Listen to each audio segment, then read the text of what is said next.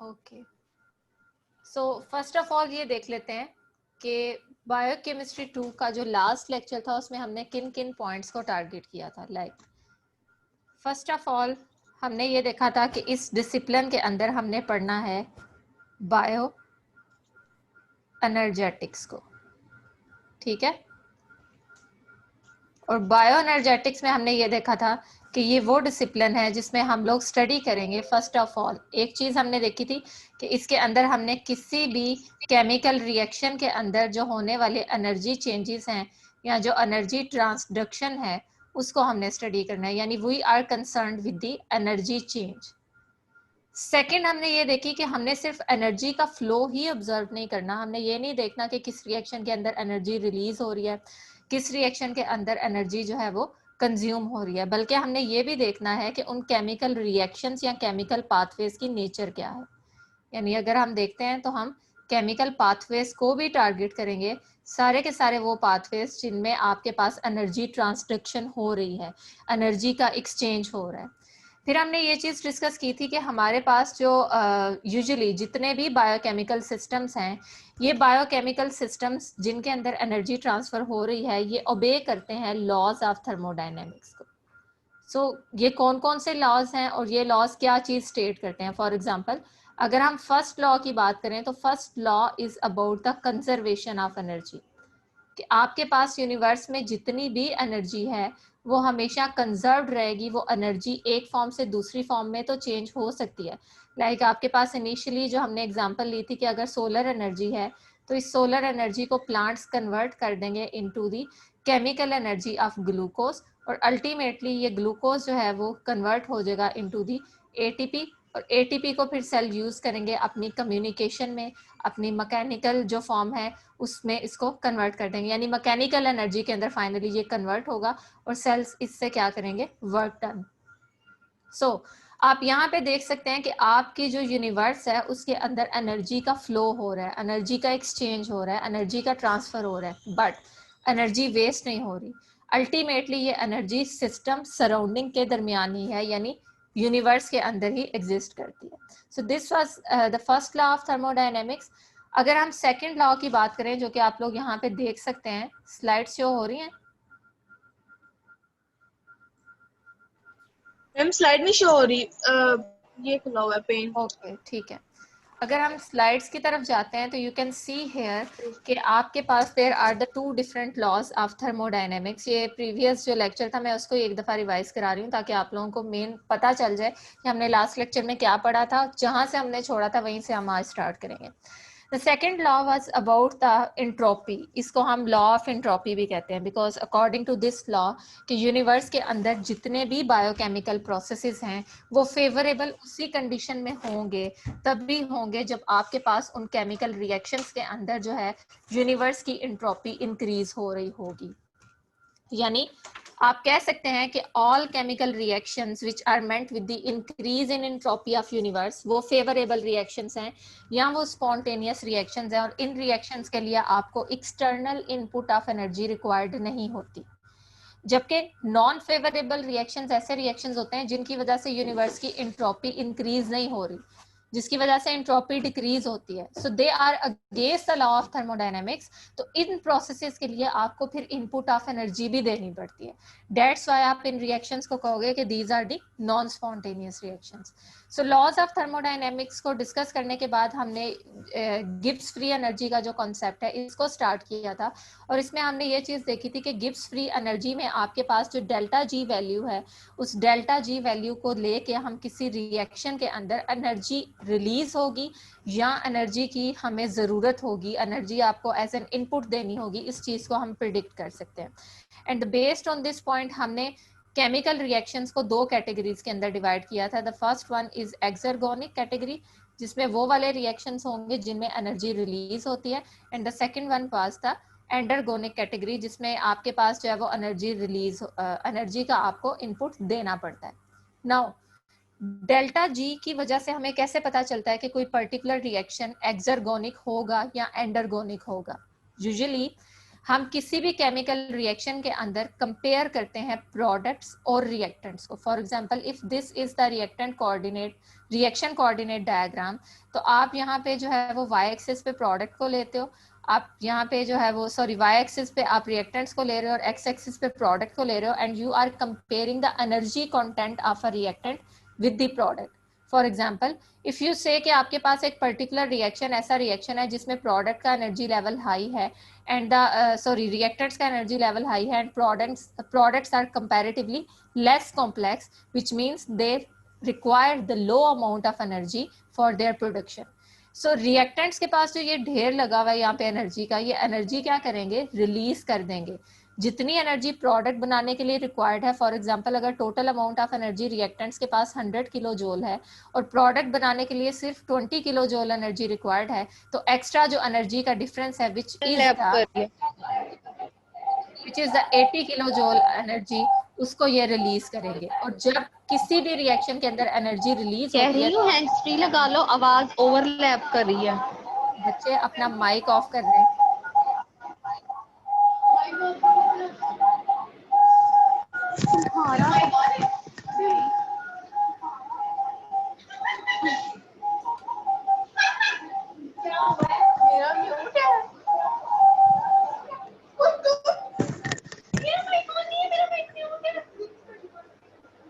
Maryam Nadeem,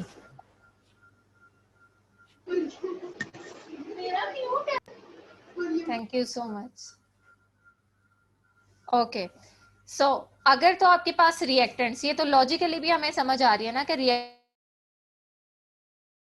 energy required है तो extra amount of energy release होगी, और हमेशा अगर किसी केमिकल रिएक्शन में एनर्जी रिलीज होती है तो हम उसको डिफरेंशिएट किस तरह से करते हैं, हम उस रिएक्शन की जो डेल्टा जी वैल्यू है उसके साथ नेगेटिव साइन लगा देते हैं, विच मीन्स कि हमेशा हमें ये नेगेटिव साइन ये इंफॉर्मेशन इम्पार्ट करेगा कि this is the particular chemical reaction जिसमें प्रोडक्ट की एनर्जी जो है वो रिएक्टेंट के मुकाबले में कम है, and reactants are losing their energy, वो अपनी एनर्जी को रिलीज कर रहे हैं इन एक्सटर्नल एनवायरनमेंट। दूसरी तरफ आपके पास सिनेरियो है, अगर इसी चीज को थोड़ा सा एक्सटेंड करते हैं कि you are dealing with a particular chemical reaction जिसमें रिएक्टेंट्स की एनर्जी लेवल कम है और प्रोडक्ट बनाने के लिए आपको बहुत ज्यादा एनर्जी चाहिए। नाउ जब तक रिएक्टेंट्स को एनर्जी नहीं मिलेगी ये प्रोडक्ट में कन्वर्ट नहीं होंगे। इट मीन्स कि यहाँ पे आपको इनपुट देनी है एनर्जी की, यहाँ पे जो आपकी डेल्टा जी वैल्यू होगी वो पॉजिटिव होगी। सो इस डिबेट से हमने ये चीज कंक्लूड की थी कि डेल्टा जी वैल्यू के साथ ये जो साइन लगा होता है पॉजिटिव का और नेगेटिव का साइन, ये हमें रिएक्शन के अंदर एनर्जी कंज्यूम हो रही है या रिएक्शन के अंदर एनर्जी रिलीज हो रही है, ये इंफॉर्मेशन जो है वो प्रोवाइड कर रहा है। एंड द बेसिस ये जो बेसिक इंफॉर्मेशन है, ये जो साइन है, इसकी बेस पे हम रिएक्शन को एंडरगोनिक या एक्सर्गोनिक कैटेगरी में फर्दर क्लासिफाई कर सकते हैं। Moving toward the next point, हमने इंथैल्पी को डिस्कस किया था कि इंथैल्पी के अंदर हम रिएक्टेंट्स और प्रोडक्ट्स के अंदर जो केमिकल बॉन्ड्स हैं उनकी नेचर को देखते हैं और उस बेस पे हम डिसाइड करते हैं कि यहाँ पे एनर्जी वैल्यू जो है या हीट कंटेंट की अगर बात करें तो वो प्रोडक्ट का हाई होगा या रिएक्टेंट्स का हाई होगा। सो यहाँ पे हम बेसिकली हीट कंटेंट की बात करेंगे ऑफ रिएक्टिंग सिस्टम और उसको कंपेयर करेंगे प्रोडक्ट के साथ, रिएक्टेंट्स को कंपेयर करेंगे। So depending upon the heat content of reactants and the products, further हम reactions को exothermic और एंडोथर्मिक कैटेगरी में डिवाइड कर सकते हैं। एक्सोथर्मिक अगेन वो आपके पास केमिकल रिएक्शन होगा जिसमें प्रोडक्ट का जो हीट कंटेंट है वो कम है और रिएक्टेंट्स का हीट कंटेंट ज्यादा है। डेट्स वाई रिएक्टेंट्स ने प्रोडक्ट में ट्रांसफॉर्म होने के दौरान जो एक्स्ट्रा अमाउंट ऑफ हीट है उसे रिलीज कर दिया। So this particular reaction will be exothermic reaction जो कि हीट को रिलीज कर रहा है। दूसरी तरफ आपके पास कैटेगरी आती है एंडोथर्मिक रिएक्शंस की, और एंडोथर्मिक रिएक्शंस वो रिएक्शंस होंगे जिसमें आपके पास प्रोडक्ट का एनर्जी लेवल, हीट लेवल, अब मैं बात कर रही हूँ हीट कंटेंट, आपके पास रिएक्टेंट्स का हीट कंटेंट लो है और प्रोडक्ट का हीट कंटेंट हाई है। इट मींस कि आप जब तक रिएक्टेंट्स में इनपुट ऑफ हीट नहीं दोगे आप प्रोडक्ट नहीं बनवा सकते। So first of all enthalpy, free energy, enthalpy and entropy. Entropy जैसे कि हम लोग सेकंड लॉ ऑफ थर्मोडायनामिक्स में डिस्कस कर चुके हैं कि it is the measure of randomness और डिसऑर्डर इन यूनिवर्स। और ये जरूरी नहीं है कि आपके पास ये जो डिसऑर्डर क्रिएट होना है ये हमेशा रिएक्टिंग सिस्टम में हो। डिसऑर्डर जो है वो यूनिवर्स के किसी भी कंपोनेंट में हो सकता है, चाहे वो सिस्टम है या वो सराउंडिंग है। सो universe is actually the combination of system plus surrounding. Sometimes ऐसा होता है कि जो सिस्टम है उसके अंदर डिसऑर्डर क्रिएट नहीं होता, बल्कि वो अपना ऑर्डर मेंटेन करता है, लेकिन सराउंडिंग के अंदर वो डिसऑर्डर बहुत ज्यादा क्रिएट कर देता है। तो ओवरऑल अगर आप इसे ऐड अप करेंगे तो यूनिवर्स का डिसऑर्डर इंक्रीज हो रहा है। सो आपने सेकंड लॉ ऑफ थर्मोडायनेमिक्स की जब भी बात करनी है, you will deal with the universe, यानी केमिकल रिएक्शंस के दौरान आपके सिस्टम या सराउंडिंग दोनों में से किसी एक जगह के अंदर डिसऑर्डर जो है वो ज्यादा होगा, जिसकी वजह से यूनिवर्स के अंदर डिसऑर्डर क्रिएट होगा, रैंडमनेस क्रिएट होगी। सो इस मैथमेटिकल एक्सप्रेशन के जरिए से हमने इन थ्री जो थर्मोडायनेमिकली इंपॉर्टेंट टर्म्स हैं, delta G value, similarly enthalpy value and entropy, इसको रिलेट किया था। उसके बाद हमने बात की थी कि समटाइम्स हम जो है केमिकल रिएक्शन को स्टडी करते हैं अंडर स्टैंडर्ड कंडीशंस। ठीक है, स्टैंडर्ड कंडीशंस क्या होती हैं बच्चों? Ma'am, 1 atm pressure, 25 centigrade, and 1 molar hydrogen. ठीक है, यानी आप किसी भी फिजिकल या केमिकल रिएक्शन को जब स्टडी करते हो तो हम यूजुअली इस चीज को पढ़ते हैं कि ये केमिकल रिएक्शन स्टैंडर्ड कंडीशंस पे स्टडी किया गया है। कंडीशंस को स्टैंडर्डाइज इसलिए किया जाता है ताकि अगर आप दो या दो से ज्यादा फिजिकल या केमिकल रिएक्शंस को कंपेयर करते हो तो आप उन्हें सेम कंडीशंस के ऊपर कंपेयर करो, ताकि आप उनके दरमियान जो डिफरेंसेस हैं उनको पिन पॉइंट कर सको। लाइक एक केमिकल रिएक्शन की कंडीशंस अगर दूसरे केमिकल रिएक्शन से डिफरेंस होंगी तो आपके पास रिएक्टेंट्स और प्रोडक्ट्स के दरमियान जो इंटरेक्शन है वो भी ऑब्वियसली चेंज होगी। इसलिए जितने भी फिजिकल और केमिकल रिएक्शंस हैं उन्हें एक सेट कंडीशंस के ऊपर स्टडी किया जाता है, ताकि आप उस केमिकल रिएक्शन में जो मेन प्रोसेस है उसको आप स्टडी कर सको और उसमें कंडीशंस की वजह से किसी किस्म की फ्लक्चुएशन या वेरिएशन ना आए। Are you getting my point कि स्टैंडर्डाइज्ड कंडीशन में रिएक्शंस को स्टडी करना क्यों जरूरी है?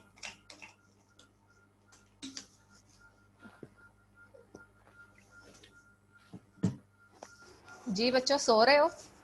Yes, no, ma'am. ओके, तो स्टैंडर्ड कंडीशन में किसी केमिकल या फिजिकल रिएक्शन को इसलिए स्टडी किया जाता है ताकि आप उसमें टेम्परेचर की वजह से, प्रेशर की वजह से या रिएक्टेंट्स की कंसंट्रेशन की वजह से जो आने वाले चेंजेस हैं उनको नलीफाई करो और आप सिंपल उस केमिकल रिएक्शन का जो मैकेनिज्म है या जो उसमें रिएक्टेंट्स का प्रोडक्ट्स में कन्वर्ट होने का जो पाथवे है उसको टारगेट कर सको, उसमें कंडीशंस की वजह से किसी किस्म का कोई चेंज ना आए। सो जितने भी फिजिकल और केमिकल रिएक्शंस हैं उन्हें कुछ सेट कंडीशंस के ऊपर स्टडी किया जाता है और इन कंडीशंस को हम कहते हैं कि these are the standard conditions, जिसमें आपके पास टेम्परेचर आ जाता है 25 डिग्री सी, प्रेशर आपके पास आ जाता है 1 atm, और इसी तरह से अगर आप हाइड्रोजन आयन की कंसंट्रेशन की बात करते हो तो these concentrations are 1 molar concentration. ये मैंने आपको किसी फिजिकल या केमिकल रिएक्शन के बारे में बताया। ठीक है, कि आपने जब भी किसी फिजिकल या केमिकल रिएक्शन को स्टैंडर्ड कंडीशन के ऊपर पढ़ना है तो आप इन कंडीशंस को अप्लाई करोगे कि टेम्परेचर ये होगा, प्रेशर ये होगा और हाइड्रोजन आयन की कंसंट्रेशन इतनी होगी। नाउ फ्री एनर्जी को भी अगर आप स्टैंडर्ड कंडीशंस के ऊपर कैलकुलेट करो, for example I have a reaction कि ए रिएक्ट करता है बी के साथ और ये प्रोडक्ट प्रोड्यूस करता है सी प्लस डी। इस रिएक्शन को मैं स्टडी करना चाहती हूँ और मैं देखना चाहती हूँ कि इस रिएक्शन में एनर्जी चेंजेस क्या होंगे, इस रिएक्शन की जो डेल्टा जी वैल्यू है वो क्या होगी, और मैं ये भी चाहती हूँ कि इन कंडीशंस के ऊपर टेम्परेचर, प्रेशर और हाइड्रोजन आयन कंसंट्रेशन का कोई इफेक्ट ना आए। मैं इस इफेक्ट को नलीफाई करना चाहती हूँ, तो मैं क्या करूंगी, डेल्टा जी वैल्यू को स्टडी करूंगी इस रिएक्शन के लिए एट स्टैंडर्ड कंडीशंस। अगर तो ये फ्री एनर्जी वैल्यू आप स्टैंडर्ड कंडीशंस पे पढ़ रहे हो या स्टैंडर्ड कंडीशंस पे कैलकुलेट कर रहे हो तो you will put a this sign, ये जो आपके पास यहाँ पे ओ साइन है ये आप डेल्टा जी के ऊपर लगा दोगे। ठीक है, इसको हम कहते हैं this is delta G not, standard free energy. अब जब भी आपके सामने स्टैंडर्ड फ्री एनर्जी का जिक्र होगा तो आपको पता होना चाहिए कि जिस भी केमिकल रिएक्शन की ये standard free energy value calculate की गई है ये 25 डिग्री सी टेम्परेचर को, प्रेशर को 1 atm और हाइड्रोजन आयन कंसंट्रेशन को 1 मोलर रख के फिर कैलकुलेट की गई है। Is it clear? जी ma'am.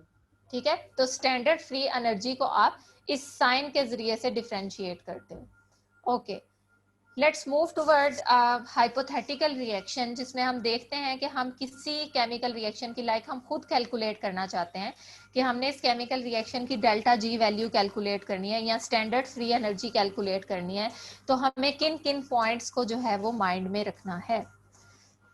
Suppose this is a reaction जिसमें आपके पास जो है वो ए रिएक्ट कर रहा है, this is the number of moles, ये आपके पास रिएक्टेंट है, this is the number of mole for the second reactant B, ये आपस में रिएक्ट करते हैं और C moles of product C and D moles of product D produce करते हैं। ठीक है, ये हाइपोथेटिकल रिएक्शन है, दैट्स व्हाई अल्फाबेटिकली इसको रिप्रेजेंट किया गया। नाउ इस रिएक्शन की अगर आप फ्री एनर्जी कैलकुलेट करना चाहते हैं या आप इसकी डेल्टा जी कैलकुलेट करना चाहते हैं, तो आपको फर्स्ट ऑफ ऑल इस रिएक्शन के केमिकल इक्विलिब्रियम को कैलकुलेट करना है।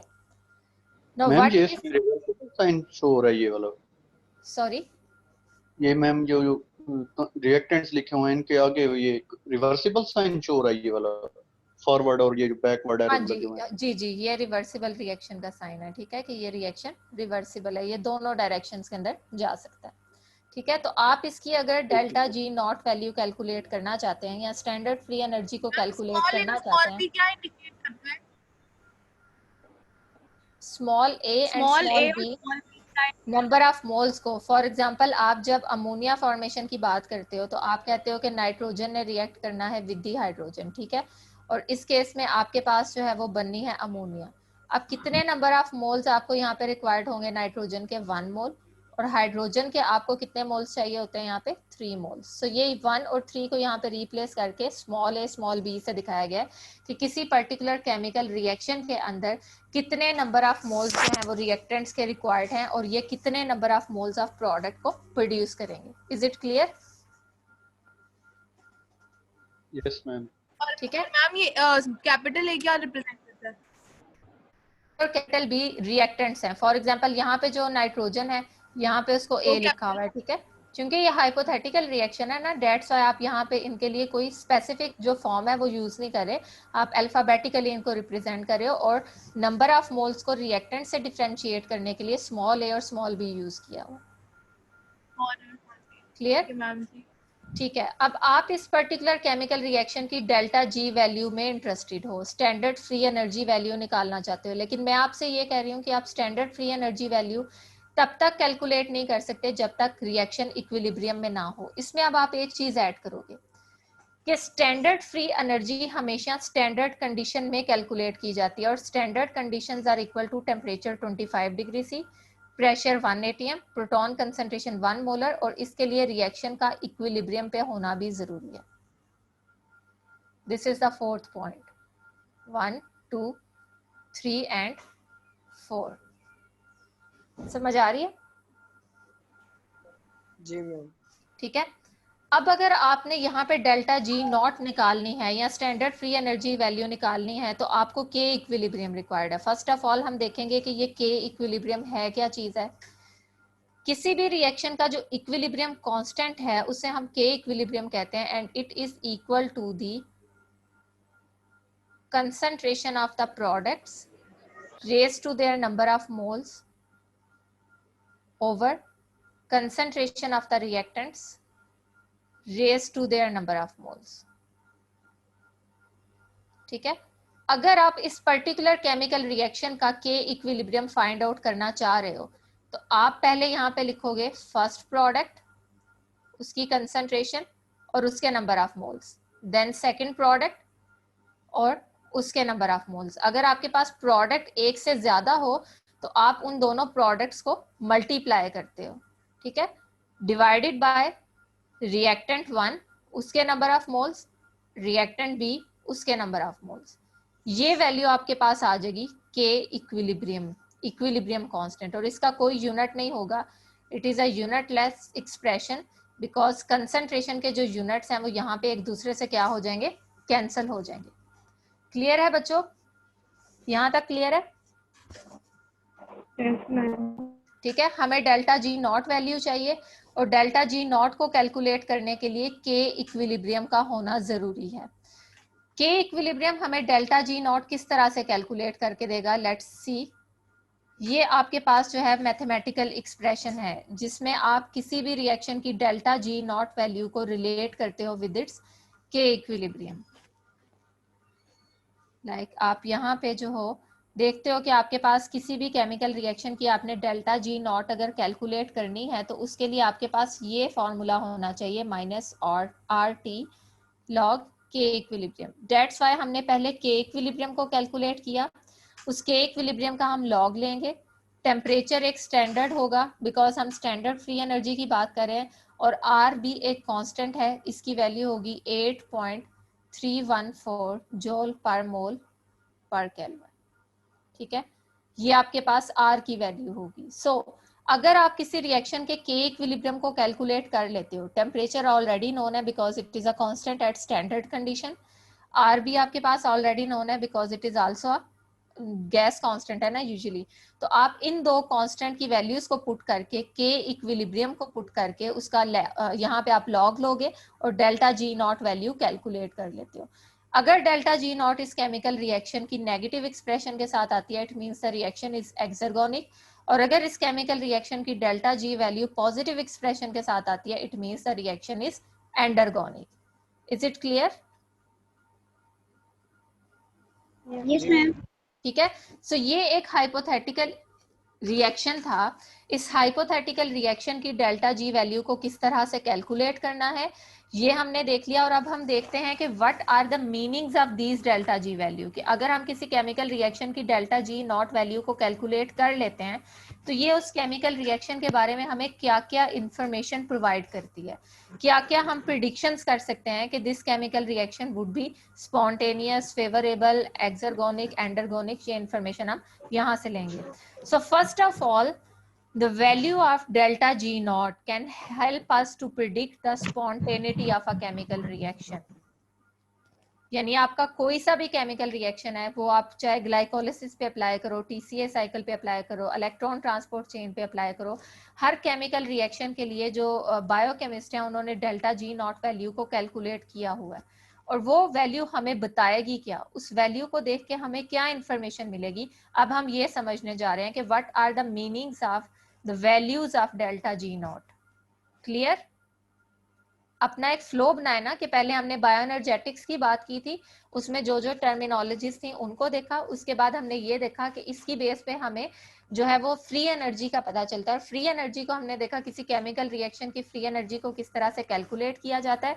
And once we will calculate the delta G not value, how we will apply these value, या किस तरह से हम उन वैल्यूज को फर्दर ट्रांसलेट करेंगे कि ये हमें उस केमिकल रिएक्शन के बारे में क्या इंफॉर्मेशन प्रोवाइड कर रही है।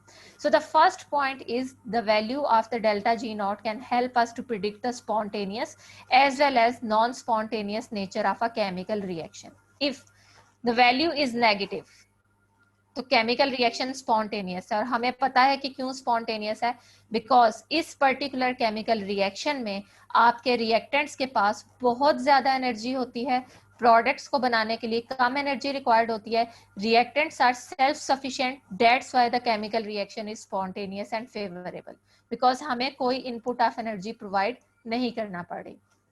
दूसरी तरफ, if the value is positive, reaction will be non-spontaneous and unfavorable because इसको जब तक आप एनर्जी प्रोवाइड नहीं करोगे ये केमिकल रिएक्शन पॉसिबल नहीं है। That's why these reactions are non-spontaneous. They require the input of energy. ये चीज तो हमने पहले भी देखी थी कि हमें स्टैंडर्ड फ्री एनर्जी या सिंपल जो फ्री एनर्जी है वो किसी केमिकल रिएक्शन की स्पॉन्टेनियस या नॉन स्पॉन्टेनियस रिएक्शन को प्रिडिक्ट करने में हेल्प आउट करती है। There is another information जो कि हम यहाँ से लेंगे डेल्टा जी नॉट के एक्सप्रेशन से, and this information is about the direction of a reaction. यानी अगर हम किसी केमिकल रिएक्शन की डेल्टा जी नॉट वैल्यू को कैलकुलेट कर सकते हैं तो we can make the 3 important conclusions. हम कह सकते हैं कि ये केमिकल रिएक्शन फॉरवर्ड डायरेक्शन में जाएगा, ये केमिकल रिएक्शन रिवर्स डायरेक्शन में जाएगा, या ये केमिकल रिएक्शन इक्विलिब्रियम पे रहेगा। और अगर हम उस रिएक्शन की डायरेक्शन को चेंज करना चाहते हैं तो हम रिएक्टेंट्स या प्रोडक्ट्स की कंसंट्रेशंस को चेंज करेंगे। बच्चों, आप लोगों को ली शेटलियर्स प्रिंसिपल याद है? केमिस्ट्री में आप लोगों ने पढ़ा था, शायद मैंने बायोकेम 1 में भी इंट्रोड्यूस किया था एक दफा। अब किसी की आवाज नहीं आएगी। यस मैम, जो सप्रेस वो नहीं लगता है कुछ इस तरह था। ओके, मैं एक दफा रिवाइज कर रही हूँ और उसके बाद हम इस कॉन्सेप्ट पे दोबारा आते हैं। According to the Le Chatelier's principle कि आपके पास अगर रिएक्टेंट्स हैं और ये किसी रिवर्सिबल, ये अप्लाई होता है यूजुअली आपके पास रिवर्सिबल रिएक्शंस पे। If reactants are reacting and they are producing the products and the reaction is at equilibrium, किसी पर्टिकुलर मोमेंट के ऊपर ये रिएक्शन इक्विलिब्रियम पे है, विच मीन्स कि जितने आपके पास प्रोडक्ट्स हैं उतने ही रिएक्टेंट्स हैं। The concentration of reactants is equal to the concentration of product. तो रिएक्शन इस टाइम पे या इस मोमेंट पे स्टॉप हो जाएगा, बिकॉज रिएक्टेंट्स जितने थे वो प्रोडक्ट में कन्वर्ट हो चुके हैं और दोनों के दरमियान एक इक्विलिब्रियम डेवलप हो गया। बट अगर आप इस केमिकल रिएक्शन की डायरेक्शन को चेंज करना चाहते हो, आप चाहते हो कि मजीद रिएक्टेंट्स प्रोडक्ट्स में कन्वर्ट हों, तो आप यहां से प्रोडक्ट्स को रिमूव कर दोगे, आप इनकी कंसंट्रेशन को कम कर दोगे। नाउ ये जो बैलेंस था ये डिस्टर्ब हो जाएगा, प्रोडक्ट्स कम हो जाएंगी और रिएक्टेंट्स ज्यादा हो जाएंगे, और ये जो केमिकल रिएक्शन जो रिवर्सिबल है अब ये फॉरवर्ड डायरेक्शन में मूव करेगा। Is it clear? जी मैम। यानी हम इक्विलिब्रियम स्टेज को डिस्टर्ब करके केमिकल रिएक्शन को फॉरवर्ड डायरेक्शन में भी लेके जा सकते हैं और उसे रिवर्स डायरेक्शन में भी लेके जा सकते हैं, depending upon the requirement of an industry. So delta G naught की वैल्यू हमें किसी केमिकल रिएक्शन की जो इननेट टेंडेंसी है, इननेट टेंडेंसी मीन्स कि उसने ऑटोमेटिकली जिस डायरेक्शन में जाना है उसके बारे में बताएगी। फॉर एग्जाम्पल, अगर कोई केमिकल रिएक्शन जिसकी delta G not value negative है, यूजुअली वो फॉरवर्ड डायरेक्शन में मूव करता है। क्यों फॉरवर्ड डायरेक्शन में मूव करता है? बिकॉज रिएक्टेंट्स जो हैं वो हाई एनर्जी स्टेज पे हैं, किसी किस्म की उन्हें जो है वो इनपुट ऑफ एनर्जी रिक्वायर्ड नहीं है, वो बिल्कुल जो है वो without any ad of energy product में कन्वर्ट हो सकते हैं। और जब तक फॉरवर्ड डायरेक्शन में जाता जाएगा, because this reaction is comparatively simpler reaction या इजियर रिएक्शन, बिकॉज इसमें किसी किस्म की एनर्जी इनपुट रिक्वायर्ड नहीं है। सो इस पर्टिकुलर केस में आपका ये वाला जो रिएक्शन है फॉरवर्ड रिएक्शन, इसका रेट बैकवर्ड रिएक्शन के मुकाबले में ज्यादा होगा।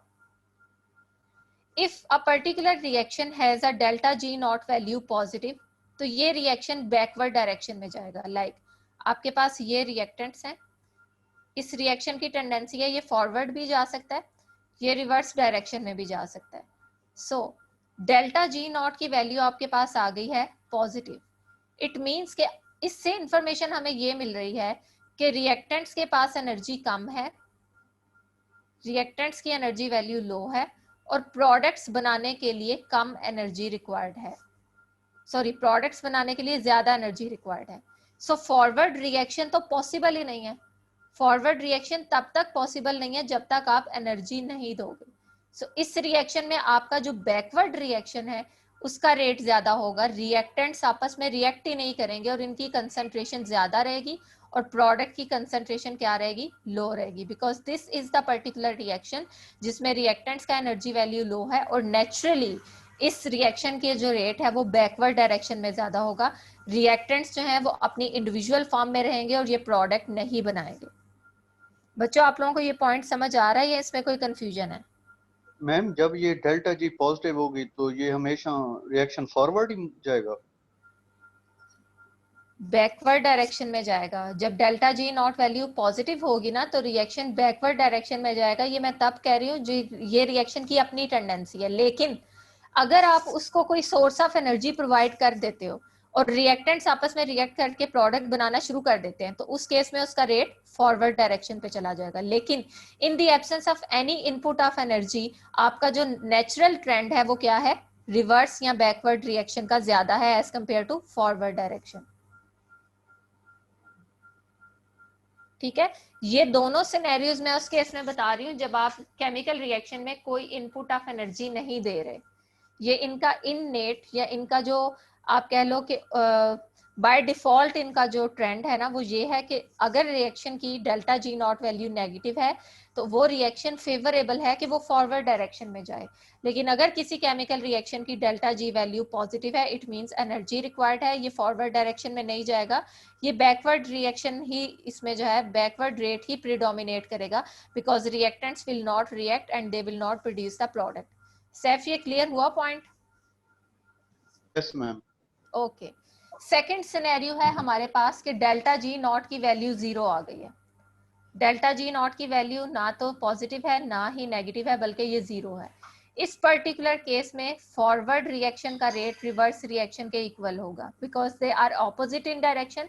तो आपके पास जो है वो ओवरऑल ये रिएक्शन या ओवरऑल जो रिएक्शन की डायरेक्शन है आप कहोगे कि ये मूव नहीं कर रहा, बिकॉज इसमें दोनों डायरेक्शंस के अंदर जो है वो इक्वल रेट है। ठीक है, the concentration of reactants will be equal to the concentration of products at this particular movement when the delta G naught value is 0. Reaction will be at equilibrium. Clear हो गया बच्चों? जी ma'am. Okay, so ma'am इसमें कोई example वगैरह भी है? बिल्कुल, ये हम आगे जब ग्लाइकोलिसिस, टीसीए साइकिल और इन सब रिएक्शंस को पढ़ेंगे ना तो वहाँ पे इन कॉन्सेप्ट्स को अप्लाई करेंगे। इसीलिए ये चीज़ें मैं आपको भी बता रही हूँ कि आप लोग जो अपने नोट्स बना रहे हो उनमें ये पॉइंट्स लिस्ट डाउन कर लो कि अगर किसी केमिकल रिएक्शन की डेल्टा जी नॉट नेगेटिव है तो उसका ट्रेंड क्या है, पॉजिटिव है उसका ट्रेंड क्या है, अगर 0 है तो उसका क्या ट्रेंड होगा। ठीक है, जी मैम। ये मैं एलएमएस पे आप लोगों को आज इनरोल करती हूँ, तो आप लोग वहाँ से स्लाइड्स रिकॉर्डिंग को डाउनलोड करके इसको एक बार देख के आप लोगों ने नेक्स्ट जो लेक्चर है उससे पहले इन चीज़ों को प्रिपेयर ज़रूर करना है, क्योंकि जैसे जैसे लेक्चर्स आगे जाते जाएंगे पीछे वाली चीज़ें अगर आपने नहीं पढ़ी, रिवाइज नहीं की, तो आप लोगों के लिए ये कोर्स बहुत कॉम्प्लिकेटेड हो जाएगा। बिकॉज एक लेक्चर के जो कॉन्सेप्ट्स हैं जब तक वो आपके माइंड में नहीं है अगला लेक्चर समझना मुश्किल हो जाता है। और मैं बार बार प्रीवियस लेक्चर की जो एग्जाम्पल्स हैं वो आगे कोट करूंगी ताकि आप लोग रिलेशन डेवलप कर सको कि जो चीज़ आपने पढ़ी है उसको अप्लाई कहाँ पे करना है। क्लियर? जी मैम। ओके, अब हम मूव करते हैं टुवर्ड एन अदर पॉइंट जिसमें हम स्टैंडर्ड फ्री एनर्जी के बाद डिस्कस करेंगे स्टैंडर्ड ट्रांसफॉर्म्ड कांस्टेंट्स को। इससे पहले मैंने आप लोगों को सबसे पहले हमने फ्री एनर्जी की बात की। फ्री एनर्जी में फिर हमने देखा कि अगर ये फ्री एनर्जी किसी स्टैंडर्ड कंडीशंस के ऊपर कैलकुलेट की जाती है तो हम इसे स्टैंडर्ड फ्री एनर्जी कहते हैं, और इसके साथ हम ये वाला साइन लगा देते हैं डेल्टा जी नॉट। और ये स्टैंडर्ड कंडीशंस कौन सी थी? इसमें हमने टेम्परेचर को 25 डिग्री सी रखा था, इस पे हमने प्रेशर को रख लिया था 1 atm का, हाइड्रोजन आयन कंसंट्रेशन को हमने इस पे रख लिया था 1 मोलर। लेकिन ये सारी की सारी वो कंडीशंस हैं जो कि आप किसी केमिकल या फिजिकल रिएक्शन के ऊपर अप्लाई कर सकते हो। बायोकेमिस्ट्री के अंदर चूंकि हमारा कंसर्न लिविंग ऑर्गेनिज्म से है और हम सब ये चीज़ जानते हैं कि यूजुअली हमारी बॉडी के अंदर जो एक ऑप्टिमम टेम्परेचर है वो डिफरेंट है, केमिकल रिएक्शन से डिफरेंट है। हमारी बॉडी के अंदर जो मैक्सिमम कंसंट्रेशन है, जो पीएच है ब्लड की, प्रोटॉन्स की कंसंट्रेशन है वो 10⁻⁻7 मोलर है। डेट्स व्हाई हम कहते हैं कि ब्लड की पीएच 7 से 7.4 की रेंज में रहती है, because hydrogen ion concentration 10⁻⁻7 molar होती है। ठीक है, सो बायोलॉजिकल कंडीशंस में टेम्परेचर भी चेंज है, प्रेशर भी चेंज है, प्रोटॉन्स की कंसंट्रेशन भी चेंज है। इट मींस कि बायोलॉजिकल कंडीशंस में अगर हमने किसी रिएक्शन की डेल्टा जी वैल्यू को कैलकुलेट करना है तो हमें इन स्टैंडर्ड कंडीशंस को चेंज करना पड़ेगा। इसलिए आप जितने भी अपने आने वाले जो लेक्चर्स होंगे उसमें जब आप पढ़ोगे डेल्टा जी वैल्यू तो आप ये चीज ऑब्जर्व करोगे कि उसके साथ एक प्राइम साइन भी लगा हुआ है। डेल्टा जी नॉट से पहले एक प्राइम साइन है जो कि इस चीज को डिफरेंशिएट कर रहा है कि यहाँ पे जो स्टैंडर्ड कंडीशंस हैं वो बायोलॉजिकल सिस्टम की स्टैंडर्ड कंडीशंस हैं, वो किसी केमिकल या फिजिकल रिएक्शन से बिलोंग नहीं करती। सो अगर आपको मैं कोई ऐसा न्यूमेरिकल दे देती हूँ जिसमें मैं कहती हूँ कि इस केमिकल रिएक्शन की डेल्टा जी नॉट को कैलकुलेट करें, तो आप फार्मूला लगाएंगे -RT log K इक्विलिब्रियम, और इसमें टेम्परेचर आप रखेंगे 25 डिग्री सी या 298 केल्विन। ठीक है, यूजुअली हम केल्विन टेम्परेचर पे लेके जाते हैं, जिसमें आप 25 में प्लस कर देते हो 273 और ये आपके पास आ जाता है 298 केल्विन। लेकिन अगर किसी केमिकल रिएक्शन की डेल्टा जी नॉट कैलकुलेट करने के लिए कहा जाता है नॉट प्राइम, तो उस केस में आप टेम्परेचर यूज करोगे 37 डिग्री सी। आर की वैल्यू सेम ही रहेगी। ठीक हो गया बच्चों, ये पॉइंट क्लियर हुआ? Yes, ma'am. जी ma'am. What is the difference between standard free energy and standard transformed constants? Okay इसी तरह से के इक्विलिब्रियम के लिए भी है। अगर आप जो है वो यूजुअली किसी केमिकल रिएक्शन में के इक्विलिब्रियम को देखते हो विदाउट द प्राइम साइन, तो इसका मतलब है कि ये इन कंडीशंस के ऊपर कैलकुलेट हुआ है। लेकिन अगर प्राइम साइन के साथ के इक्विलिब्रियम है तो इट मींस कि ये बायोलॉजिकल सिस्टम की कंडीशंस को माइंड में रखते हुए इसको कैलकुलेट किया गया है। So let's move toward the next concept which is about the, ये आप देख सकते हो यहाँ पे कि ये बायोलॉजिकल सिस्टम के हवाले से जो फ्री एनर्जी है उसके लिए एक्सप्रेशन बिल्कुल सेम है। आपके पास फॉर्मूला वही वाला जो कि पीछे आप लोगों ने पढ़ा है, लेकिन सिर्फ डिफरेंस क्या है कि जहाँ पे टेम्परेचर आप लोग लगाओगे वहां पे आप 25 डिग्री सी की जगह यहाँ पे 37 डिग्री सी को पुट करोगे। सिमिलरली जो के इक्विलिब्रियम है ये भी स्टैंडर्ड कंडीशन के लिए यूज करोगे। इसमें आप जो 25 डिग्री सी पे के इक्विलिब्रियम कैलकुलेट हुआ होगा उसको यूज नहीं करोगे। सो अगेन जब आपके पास जो डेल्टा जी नॉट प्राइम की वैल्यूज आएंगी तो जैसे हमने पीछे बताया कि इन वैल्यूज की बेस पे हम बता सकते हैं कि रिएक्शन फेवरेबल है या नॉन फेवरेबल है, रिएक्शन स्पॉन्टेनियस है या नॉन स्पॉन्टेनियस है, या फिर हम ये भी बता सकते हैं कि रिएक्शन फॉरवर्ड डायरेक्शन में जाएगा, रिएक्शन रिवर्स डायरेक्शन में जाएगा, या रिएक्शन जो है वो इक्विलिब्रियम पे रहेगा। आप लोगों ने जैसे बायोकेमिस्ट्री 1 का पेपर था और क्विजेस था उसमें ये चीज ऑब्जर्व की थी कि आप लोगों से क्वेश्चन जो है वो थोड़े घुमा के पूछे जाएंगे, तो आप लोगों को ये चीजें पता होनी चाहिए कि डेल्टा जी नॉट के मीनिंग्स क्या हैं और किस बेस पे आप केमिकल रिएक्शन को कहोगे कि ये फॉरवर्ड डायरेक्शन में जाएगा, रिवर्स में जाएगा या इक्विलिब्रियम में रहेगा। ऑब्वियसली मैं आप लोगों को प्रैक्टिस के लिए कुछ क्वेश्चंस भी बताऊंगी जिसकी बेस पे आप लोगों का ये पॉइंट जो है ये मजीद क्लियर हो जाएगा। Now let's see the relationship between K equilibrium and delta G naught. इनके दरमियान क्या रिलेशनशिप है? लाइक अगर किसी केमिकल रिएक्शन का K इक्विलिब्रियम आपको नोन है तो उससे आप डेल्टा G नॉट को कैसे कैलकुलेट कर सकते हो? एक तो हमारे पास ये फॉर्मूला अवेलेबल है। इस फॉर्मूला की बेस पे अब हम देखते हैं कि हम किस तरह से किसी केमिकल रिएक्शन के K इक्विलिब्रियम का रिलेशनशिप डेवलप कर सकते हैं with the free energy value. For example मेरे पास एक पर्टिकुलर रिएक्शन है, उस रिएक्शन को मैं यहाँ पे लिख लेती हूँ कि आपके पास, just a minute,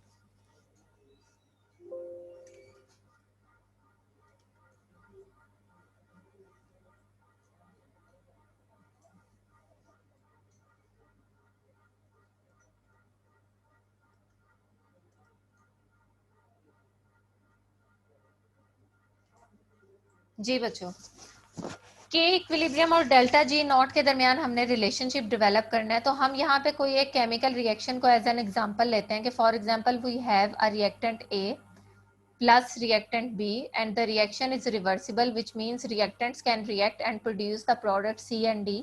similarly products can go back into the reactants. ठीक है, यानी ये रिएक्शन दोनों डायरेक्शंस में जा सकता है। अब अगर आपने इस रिएक्शन के केमिकल इक्विलिब्रियम या के इक्विलिब्रियम को कैलकुलेट करना है तो वी ऑल नो कि इस के इक्विलिब्रियम को कैलकुलेट करने के लिए हम प्रोडक्ट्स की कंसंट्रेशन लेंगे और इसको डिवाइड कर देंगे कंसंट्रेशन ऑफ रिएक्टेंट्स पे। अब आप लोगों ने मेरे साथ पार्टिसिपेट करना है। लेट्स सपोज इस केमिकल रिएक्शन में प्रोडक्ट्स की कंसंट्रेशन ज्यादा है और रिएक्टेंट्स की कंसंट्रेशन कम है। ठीक है, प्रोडक्ट्स ज्यादा है, रिएक्टेंट्स कम है। फॉर एग्जांपल मैं यहाँ पे लिख लेती हूँ कि आपके पास प्रोडक्ट्स जो हैं 12 मोलर हैं और रिएक्टेंट्स की कंसंट्रेशन 6 मोलर है। के इक्विलिब्रियम की वैल्यू क्या आएगी? मैम पॉजिटिव आएगी। आपके पास पॉजिटिव आएगी। या अगर हम बिल्कुल यहाँ पे, चूंकि हमने बताया था कि केमिकल रिएक्शन को हम 1 मोलर कंसंट्रेशन से स्टार्ट करते हैं, तो इधर अगर हम 1 मोलर कंसंट्रेशन लिख लेते हैं और इधर हम 0.5 मोलर कंसंट्रेशन लिख लेते हैं, तो आपके पास जो वैल्यू आएगी 1 डिवाइडेड बाय 0.5 क्या होगा? 0.5 आएगी। 0.5 मोलर। ये वैल्यू आपके पास जो है के इक्विलिब्रियम की value, it is less than 1। ठीक है, ये वैल्यू आपके पास कितनी आ रही है, लेस देन 1 आ रही है। तो अगर आपके पास किसी केमिकल रिएक्शन का जो K इक्विलिब्रियम है, उस K इक्विलिब्रियम की वैल्यू लेस देन 1 होगी, उसकी डेल्टा G नॉट क्या होगी और उसकी डायरेक्शन क्या होगी, इस चीज को हम रिलेट करने जा रहे हैं। ठीक है, if the K equilibrium is less than 1, तो आप कहोगे कि इस पर्टिकुलर केमिकल रिएक्शन में जो डेल्टा G नॉट है इट विल बी पॉजिटिव, और केमिकल रिएक्शन जो है वो रिवर्स डायरेक्शन में प्रोसीड करेगा। अगर इस चीज को हम दोबारा से डिस्कस करें तो हम पहले इस चीज को देख लेते हैं, सेकंड सिनेरियो जो है इसको देख लेते हैं, क्योंकि इससे आप लोगों को ज्यादा बेहतर आइडिया हो जाएगा। अगर आपने K इक्विलिब्रियम कैलकुलेट करना है, एंड वी ऑल नो कि K equilibrium is the ratio of the concentration of product over the concentration of reactants. अगर आपके पास केमिकल रिएक्शन में प्रोडक्ट और रिएक्टेंट्स की कंसंट्रेशन सेम है, for example you have the 1 molar concentration of product and 1 molar concentration of the reactants, तो आपके पास answer क्या आएगा, 1। K इक्विलिब्रियम की वैल्यू क्या आएगी, 1, बिकॉज रिएक्टेंट्स और प्रोडक्ट्स की जो कंसंट्रेशन है उसमें किसी किस्म का कोई चेंज नहीं है, रिएक्शन इक्विलिब्रियम पे है, और इस पॉइंट के ऊपर जितने आपके रिएक्टेंट्स अवेलेबल हैं उतनी ही अमाउंट में प्रोडक्ट भी अवेलेबल है। तो जब आप इस कंसंट्रेशन के एक्सप्रेशन को लिखोगे और इस कंसंट्रेशन के एक्सप्रेशन को आप करोगे, सॉरी कंसंट्रेशन के एक्सप्रेशन को आप डिवाइड करोगे, तो आपके पास आंसर आएगा 1। अब पीछे हम लोगों ने मैथमेटिकल एक्सप्रेशन भी पढ़ा है कि अगर आपको डेल्टा G नॉट की वैल्यू पता है, सॉरी K इक्विलिब्रियम की वैल्यू पता है, तो you can calculate the value of delta G not. So इस पर्टिकुलर केमिकल रिएक्शन के लिए K इक्विलिब्रियम की वैल्यू हमने कैलकुलेट कर लिया है। नाउ लेट्स कैलकुलेट कि इस केमिकल रिएक्शन में डेल्टा G नॉट की वैल्यू क्या होगी। We will put this value in this expression, minus RT log K equilibrium. ठीक है, इसमें आप अगर वैल्यूज पुट करते हो तो आपके पास जो है वो 1 का लॉग लेके क्या आंसर आएगा,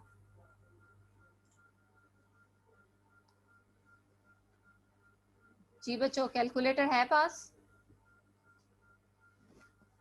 देखें कि लॉग ऑफ 1 जो है वो किस, उसका एक्सप्रेशन क्या आता है।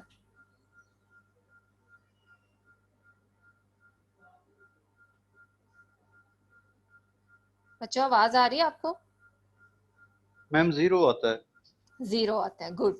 सो आपके पास यहाँ पे आप इधर वैल्यूज अगर पुट करोगे तो आपके मैम पास 0 आंसर आएगा। क्या आएगा कि delta G naught is equal to, आपके पास R की वैल्यू ऑलरेडी है 8.314, मैं यूनिट्स नहीं अभी लिख रही।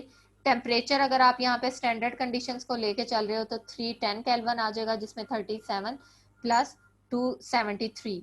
ठीक है, K इक्विलिब्रियम आप इसका लॉग लोगे तो आपके पास आंसर 0 आएगा। नाउ जब आप इनको मल्टीप्लाई करोगे तो you will get the answer 0।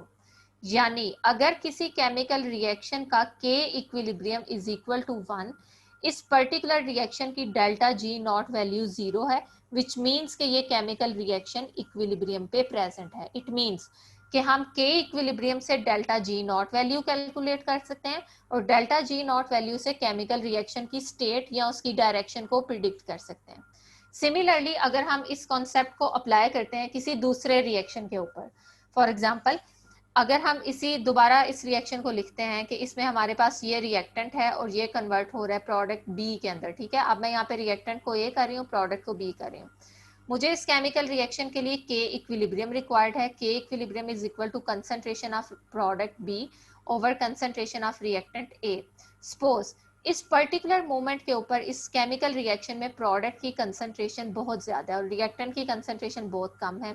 For example product की कंसंट्रेशन 1 मोलर है और रिएक्टेंट की कंसंट्रेशन 0.5 मोलर है। मैं इसको डिवाइड करूंगी तो मेरे पास आंसर आएगा 2 ही आएगा ना। Yes ma'am. ठीक है, इट मीन्स कि इस पर्टिकुलर रिएक्शन के लिए जिसमें रिएक्टेंट्स की कंसंट्रेशन कम है और प्रोडक्ट की कंसंट्रेशन ज्यादा है, K इक्विलिब्रियम की वैल्यू हमेशा ग्रेटर देन 1 आएगी। अगर किसी केमिकल रिएक्शन में रिएक्टेंट की कंसंट्रेशन इक्वल हो जाए प्रोडक्ट की कंसंट्रेशन से, तो आपके पास K इक्विलिब्रियम की वैल्यू 1 आएगी और इस 1 वैल्यू के ऊपर डेल्टा G नॉट की वैल्यू हो जाएगी 0 और डेल्टा G नॉट की वैल्यू 0 होगी, it means reaction is at equilibrium. ये एक्सप्रेशन हमने अभी देखा है। अब हम दूसरे सिनेरियो की तरफ जा रहे हैं कि no the concentration of reactants and products are not equal. Reactants की कंसंट्रेशन लो है और प्रोडक्ट की कंसंट्रेशन इस पर्टिकुलर मोमेंट के ऊपर क्या है, हाई है, ये इक्वल नहीं है, it is not equal. Product high है और रिएक्टेंट्स लो है। अगर इस एक्सप्रेशन को हम लिखें तो हमें पता चलता है कि इस पर्टिकुलर रिएक्शन में जिसमें प्रोडक्ट ज्यादा है रिएक्टेंट्स कम है, जब के इक्विलिब्रियम निकालेंगे तो इसकी वैल्यू हमेशा ग्रेटर देन 1 आएगी। और अगर किसी केमिकल रिएक्शन की वैल्यू ग्रेटर देन 1 आ जाए तो उसकी डेल्टा जी वैल्यू क्या होगी। Let's calculate it. हम यहाँ पे अप्लाई करते हैं दोबारा से उसी फॉर्मूला को और देखते हैं, ठीक है। जस्ट अ मिनट, मैं यहाँ पे इस कैलकुलेशन को कर लेती हूँ। ओके, अब आप लोग log ऑफ 2 कैलकुलेट करेंगे, क्या वैल्यू आएगी। फॉर एग्जांपल इस पर्टिकुलर केमिकल रिएक्शन के लिए जिसमें मैंने अभी लिखा है कि प्रोडक्ट की कंसंट्रेशन कम है और रिएक्टेंट की कंसंट्रेशन ज्यादा है, जब मैंने के इक्विलिब्रियम को कैलकुलेट करना चाहा, मैंने प्रोडक्ट की कंसंट्रेशन लिखी, रिएक्टेंट्स की कंसंट्रेशन लिखी, इसको मैंने डिवाइड किया और मेरे पास जो आंसर आया इससे मुझे ये पता चला कि now the value is greater than 1, this value is greater than 1। Okay, इसके इक्विलिब्रियम को यूज करते हैं और डेल्टा जी नॉट को कैलकुलेट करते हैं। We have the formula minus R T log K equilibrium. अब हम क्या करेंगे, यहाँ पे वैल्यूज को पुट करेंगे। Delta G naught is equal to minus 8.314, यहाँ पे 310 लिख लेते हैं, ठीक है। और इधर हम लिखेंगे लॉग ऑफ के इक्विलिब्रियम या log of 2। Now log of 2 का आंसर क्या आएगा, 0.301। सॉरी 301। 0.301। अब अगर आप इन तीनों जो एक्सप्रेशंस हैं इनका प्रोडक्ट लेते हो तो आंसर क्या आएगा,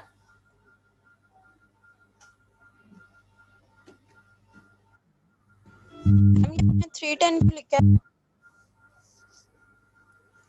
आप यहाँ पे प्रोडक्ट लोगे 8.314 मल्टीप्लाइड बाय 310 मल्टीप्लाइड बाय 0.301 और आपके पास आंसर आ जाएगा माइनस साइन के साथ, माइनस 775.7। ठीक है, आगे ऑब्वियसली इसका यूनिट होगा किलो जूल पर मोल। इट मीन्स कि इस केस में जो डेल्टा जी नॉट की वैल्यू आ रही है उसके साथ नेगेटिव साइन है। इट मीन्स कि इस पर्टिकुलर सिनेरियो में जब आपका रिएक्शन जो है उसका इक्विलिब्रियम कांस्टेंट ग्रेटर देन 1 है, इस केस में डेल्टा जी नॉट की वैल्यू नेगेटिव आएगी और ये केमिकल रिएक्शन स्पॉन्टेनियस होगा। क्यों स्पॉन्टेनियस होगा, बिकॉज है वो ज्यादा है और प्रोडक्ट का एनर्जी लेवल कम है, इसी वजह से तो ये रिएक्टेंट्स रिएक्ट कर रहे हैं और प्रोडक्ट बनाए जा रहे हैं। डेट्स वाई रिएक्टेंट की अमाउंट कम रहेगी और प्रोडक्ट की अमाउंट क्या हो गई है, ज्यादा हो गई है। Are you getting my point कि इस केमिकल रिएक्शन में इक्विलिब्रियम डिस्टर्ब क्यों हुआ है, क्योंकि ये फेवरेबल रिएक्शन है। इस रिएक्शन की नेचर है कि ये without any input of energy forward direction में जाएगा और रिएक्टेंट्स आपस में रिएक्ट करके क्या चीज बनाएंगे, प्रोडक्ट्स। बच्चों क्लियर हो गया? किसी भी स्टूडेंट का अगर कोई क्वेश्चन है तो आप लोग पूछ लें। मैम ये आपने 310 क्यों लिखा है इक्वेशन में? ये मैंने टेम्परेचर लिखा है आपके पास। अगर हम स्टैंडर्ड कंडीशंस के ऊपर कैलकुलेट कर रहे हैं ना, तो मैंने आपको बताया कि अगर हम 25 डिग्री सी जो है इसको लेते हैं तो हम हमेशा ये वाला जो आपका एक्सप्रेशन है ना डेल्टा जी नॉट, इसमें टेम्परेचर डिग्री सी में नहीं लिखते, केल्विन में लिखते हैं। तो केल्विन में कन्वर्ट करने के लिए 25 को आपके अंदर आपको 273 को ऐड करना पड़ेगा और आप लिखोगे 298 केल्विन। इसी तरह से अगर आप 37 डिग्री सी टेम्परेचर को यूज कर रहे हो तो इसमें आप 37 के अंदर पहले 273 को प्लस करोगे, फिर जो आंसर आएगा केल्विन में उस केल्विन को आप यहाँ पे पुट करोगे। सो मुझे यहाँ पे टेम्परेचर केल्विन में रिक्वायर्ड था, डेट्स व्हाई मैंने यहाँ पे 37 की बजाय क्या लिखा है, 310 केल्विन। क्लियर और not? Yes ma'am clear. Okay, अब हमारे पास जी जी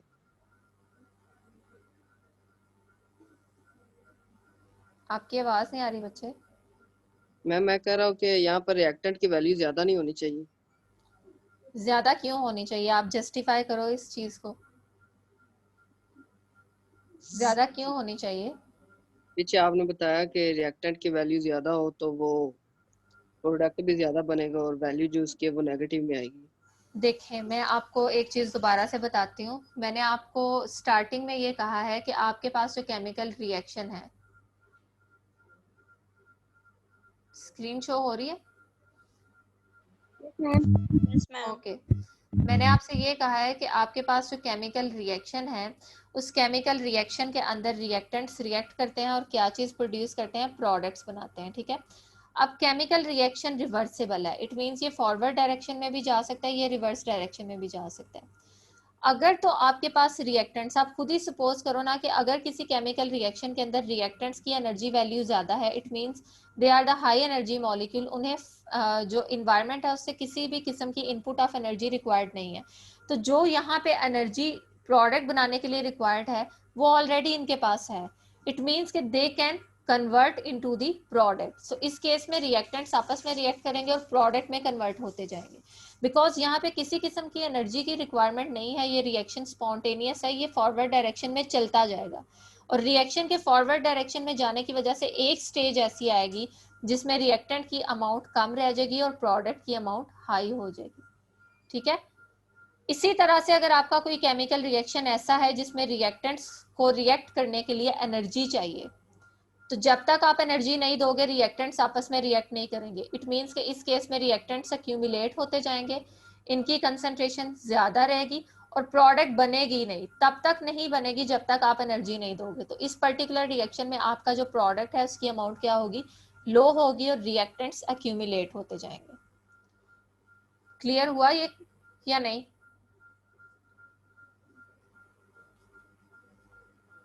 जी मैम, थोड़ा बहुत हो गया। थोड़ा बहुत हो गया। अब मैं नेक्स्ट आपके साथ जो सिनेरियो डिस्कस करती हूँ ना उससे आपको आइडिया हो जाएगा मजीद। मैंने आपके साथ अभी दो रिएक्शंस डिस्कस किए हैं। एक केमिकल रिएक्शन के अंदर हमने देखा है कि रिएक्टेंट और प्रोडक्ट की कंसंट्रेशन सेम थी। जब इन कंसंट्रेशंस को हमने पुट किया इस इक्विलिब्रियम कांस्टेंट के एक्सप्रेशन में तो हमारे पास आंसर आया 1। इस 1 का लॉग लेके हमने डेल्टा जी नॉट को जब कैलकुलेट किया तो डेल्टा जी नॉट की वैल्यू 0 आई, विच मीन्स के रिएक्शन इस टाइम जो है वो इक्विलिब्रियम पे है, ना ये फॉरवर्ड डायरेक्शन में जाएगा ना ये बैकवर्ड डायरेक्शन में जाएगा, because delta G not decide करती है ना कि रिएक्शन ने फॉरवर्ड जाना है या बैकवर्ड जाना है। अगर डेल्टा जी नॉट ही 0 है इट मीन्स के रिएक्शन इस टाइम पे स्टॉप हो गया, वो ना तो फॉरवर्ड डायरेक्शन में जा रहा है ना रिवर्स डायरेक्शन में जा रहा है। सेकेंड पॉइंट मैंने आप लोगों के सामने रेस किया कि if the chemical reaction is in the condition जिसमें आपके रिएक्टेंट्स के पास बहुत सारी एनर्जी थी और ये रिएक्ट करते गए हैं, जैसे जैसे रिएक्टेंट कंज्यूम होते जा रहे हैं इसका मतलब है इसकी अमाउंट लो होती जा रही है, बिकॉज ऑब्वियसली जब रिएक्टेंट रिएक्ट करेंगे ये डिसअपियर होते जाएंगे और ये बनाते जाएंगे प्रोडक्ट, तो रिएक्टेंट की अमाउंट कम रह जाएगी और प्रोडक्ट एक्यूमुलेट होना शुरू हो जाएंगे। अब अगर आप इस केमिकल रिएक्शन का इक्विलिब्रियम कांस्टेंट कैलकुलेट करते हो तो the concentration of product is much greater than the concentration of reactants. ये आप यहाँ से भी देख सकते हो कि प्रोडक्ट की कंसंट्रेशन 1 है तो रिएक्टेंट की कंसंट्रेशन उसका हाफ है, 0.5 है। जब आप इस एक्सप्रेशन को सॉल्व करोगे you will get a value greater than 1, 2। आप इसका लॉग लोगे डेल्टा जी नॉट की एक्सप्रेशन में इसको पुट करोगे और आपके पास आंसर आएगा with a negative sign, which means कि इस केमिकल रिएक्शन की टेंडेंसी है कि ये फेवरेबल है, इस केमिकल रिएक्शन की टेंडेंसी है कि ये फॉरवर्ड डायरेक्शन में जाएगा। और टेंडेंसी इसकी क्यों है हमें ये समझ में आ रहा है, बिकॉज प्रोडक्ट्स हाई एनर्जी पे हैं, रिएक्टेंट्स को बनाने के लिए कम एनर्जी चाहिए, इसलिए रिएक्टेंट्स जो हैं वो जल्दी जल्दी रिएक्ट करेंगे और प्रोडक्ट्स बनाते जाएंगे। वकार अब क्लियर हुआ है? जी ठीक है। अब थर्ड सिनेरियो पे आ जाते हैं कि आपके पास यही केमिकल रिएक्शन है लेकिन इस केमिकल रिएक्शन में जो कंडीशंस हैं वो डिफरेंट है। फॉर एग्जांपल आपके पास जो है वो रिएक्टेंट की कंसंट्रेशन इस पर्टिकुलर मोमेंट पे ज्यादा है और प्रोडक्ट की कंसंट्रेशन लो है, यानी ये केमिकल रिएक्शन हो ही नहीं रहा। आपने रिएक्टेंट्स को ऐड किया और आप ये चाह रहे थे कि प्रोडक्ट्स बने लेकिन प्रोडक्ट्स नहीं बन रही हैं, प्रोडक्ट्स बहुत कम बन रही हैं। तो अब आप देखते हो इसका के इक्विलिब्रियम कैलकुलेट करते हो और फिर हम डायरेक्शन ऑफ रिएक्शन देखते हैं कि ये इस केमिकल रिएक्शन में प्रोडक्ट क्यों एक्यूमुलेट हो रहा है। First of all, we will calculate the K equilibrium. We will put the values of the concentration of product over the concentration of reactants. आप यहाँ पे ये चीज देखोगे कि आपके रिएक्टेंट की कंसंट्रेशन कम है। फॉर एग्जांपल यहाँ पे मैं आप 0.5 लिख देती हूँ और प्रोडक्ट की कंसंट्रेशन ज्यादा है। इस केस में आपके पास क्या आंसर आएगा अगर आप प्रोडक्ट की वैल्यूज को पुट करते हो रिएक्टेंट्स प्रोडक्ट्स और रिएक्टेंट्स की वैल्यू को पुट करके इस एक्सप्रेशन को सॉल्व करते हो तो आपके पास आंसर आएगा 0.5 ही आएगा ना? जी ma'am. Now this value is less than 1। अब आपके पास जो के इक्विलिब्रियम की वैल्यू आ रही है वो क्या है?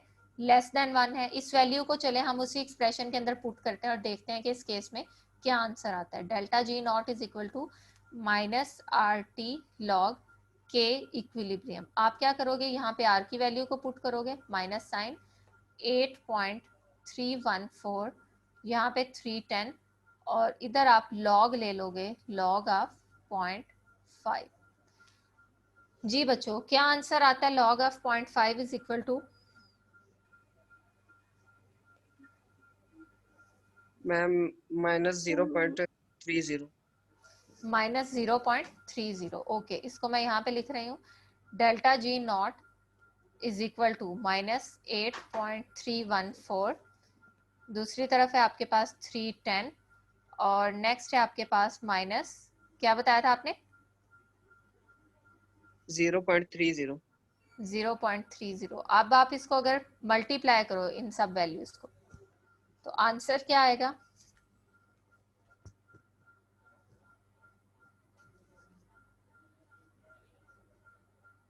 Ma'am 29.30।